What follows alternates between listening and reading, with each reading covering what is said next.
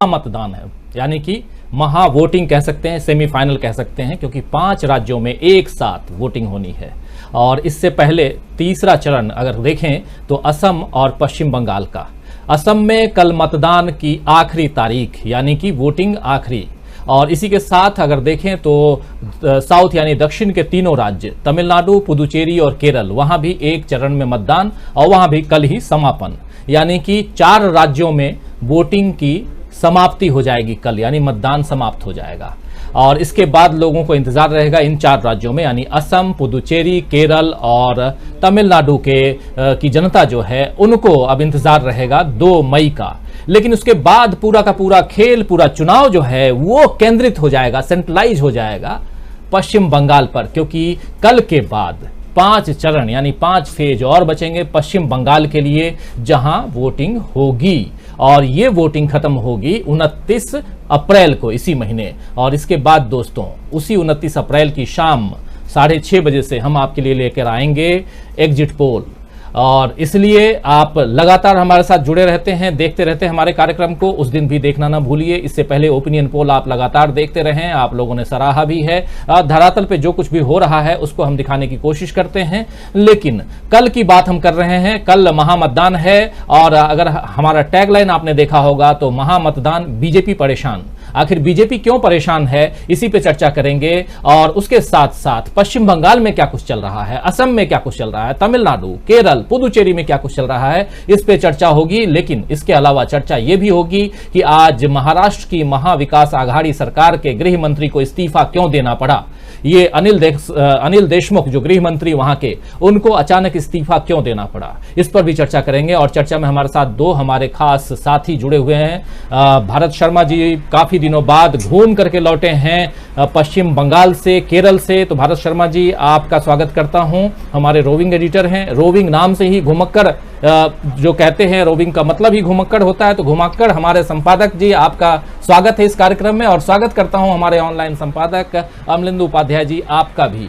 और साथ साथ स्वागत करता हूं आप सभी दोस्तों, साथियों, शुभचिंतकों, आप लोग जो जुड़ चुके हैं हमारे साथ, जो जुड़ने वाले हैं इस पूरे 1 घंटे के कार्यक्रम में। और इस चुनावी पंच में आप लगातार इस कार्यक्रम को देख रहे हैं, सराह रहे हैं, शेयर कर रहे हैं। और आज भी हमारे साथ आप जुड़े हैं, जुड़ेंगे। और लगातार देश दुनिया की खबरों के साथ साथ हम चुनावी पंच में 5 राज्यों पर बातें कर रहे हैं, कहां क्या कुछ चल रहा है। असम से भी एक चौंकाने वाली खबर आई है, उस पर भी चर्चा करेंगे। इसलिए हमारे साथ बने रहिए और लगातार आप जुड़े रहिए, देखते रहिए क्या कुछ चल रहा है। साथ साथ एक बात आपसे हमेशा कहता हूं कि आप कमेंट बॉक्स में कमेंट जरूर लिखिए, अपने विचारों को लिखिए और अपने बातें सब कुछ यहां पे रखिए, ताकि आपकी बातों को, आपके कमेंट्स को, आपके विचारों को हम देश दुनिया तक पहुंचा पाएं। हमारे पैनलिस्ट जो हैं इन दोनों से भी आपके विचारों पे चर्चा कर पाएं। इसलिए आप सब जुड़िए, लिखिए और बने रहिए, क्योंकि ये 2 वे कनेक्शन हम करते हैं। एक तरफ से हम बैठते हैं तो दूसरी तरफ से आप बैठते हैं और हम दोनों मिलकर चर्चा करते हैं।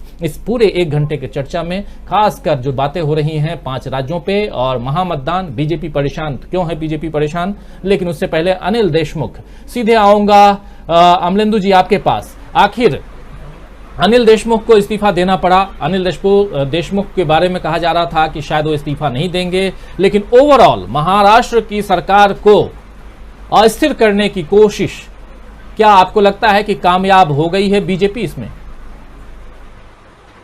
थोड़ा तो कामयाब हो ही गई है। मुझे लगता है कि जिस तरीके से अनिल देशमुख का इस्तीफा हुआ, तो वो साफ जाहिर करता है कि कहीं ना कहीं भारतीय जनता पार्टी जो है वो अपनी रणनीति में थोड़ा सा कामयाब हुई है कि अनिल देशमुख को इस्तीफा देना पड़ा।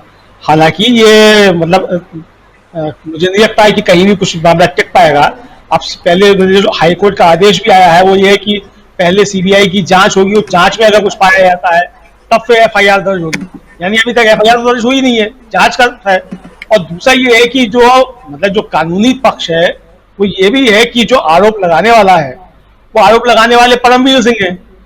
परमवीर सिंह कह रहे हैं कि ये वाजे को आदेश देते थे, वाजे तो कहा नहीं, ये मुझको आदेश देते थे। तो परमवीर सिंह के बयान पे केस चल ही नहीं सकता है। इसमें तो बल्कि परमवीर सिंह जो उल्टा फंसते हैं। अगर ठीक से जांच हो अगर, तो परमवीर सिंह भी इसमें उल्टा फंसते हैं कि आपको मालूम था कि इस तरीके से हो रहा है और आपने कोई एक्शन नहीं लिया।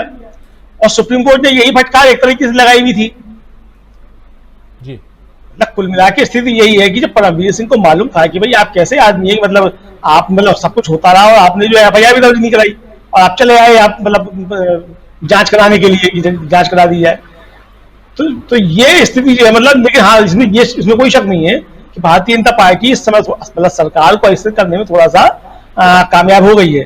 हालांकि इस तरीके के जो है पत्र और इस तरह की चिट्ठियां, इस तरीके के आरोप, इनका कोई महत्व तो अब रह नहीं गया है। जैसा पहले संजय राउत ने भी कहा था कि डीजी बंजारा जो गुजरात के डीजीपी थे, उनकी भी चिट्ठी थी, उनकी चिट्ठी में भी कई लोगों के नाम थे, तो उस चिट्ठी में कुछ नहीं हुआ। और दूसरा सहारा डायरी का केस जो था सुप्रीम कोर्ट तक पहुंचा और उसमें गुजरात के तत्कालीन मुख्यमंत्री का नाम था। सुप्रीम कोर्ट ने कह दिया था कि इसमें जो है मतलब डायरी में नाम लिखने से क्या होता है। तो मतलब अभी बहुत सी चीजें आगे चलेंगी, तो मतलब यार आगे हालांकि ये कानूनी प्रक्रिया लंबी हो जाएगी, उसके बाद तय होगा कि क्या सही है क्या गलत है, लेकिन फिलहाल अपने राजनीतिक लक्ष्य को साधने में एक तरीके से देखा जाए तो भारतीय जनता पार्टी थोड़ा सा कामयाब हुई है।